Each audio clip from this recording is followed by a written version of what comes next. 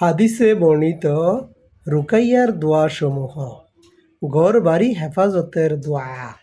اللهم أنت ربي لا إله إلا أنت عليك توكلت وأنت رب العرش العظيم ما شاء الله كان وما لم يشأ لم يكن لا حول ولا قوة إلا بالله العلي العظيم أعلم أن الله على كل شيء قدير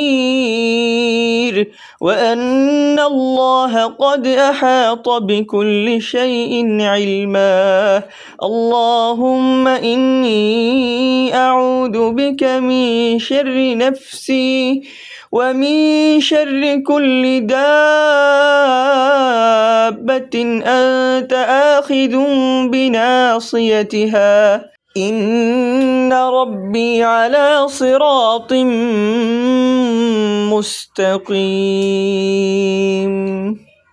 অর্থ, হে আল্লাহ, আপনি আমার প্রভু, আপনি ব্যতীত অন্য কোনো ইলাহ নেই। আপনার উপর ভরসা করলাম। আপনি সম্মানিত আরশের মালিক। আল্লাহ তাআলা যা ইচ্ছা করেন তাই হয়। তিনি যা ইচ্ছা করেন না তা হয় না। আল্লাহ তাআলার শক্তি ও সামর্থ্য ব্যতীত অন্য কোনো শক্তি বা সামর্থ্য নাই। জেনে রেখো যে আল্লাহ তাআলা সমস্ত জিনিসের উপর শক্তিশালী, ক্ষমতাবান এবং তার জ্ঞান সমস্ত জিনিস ব্যপ্ত। হে আল্লাহ, আমার নফসের মন্দ হতে আপনার নিকট আশ্রয় চাই এবং প্রত্যেক প্রাণীর মন্দ হতে যার জুটি আপনি ধরে রেখেছেন।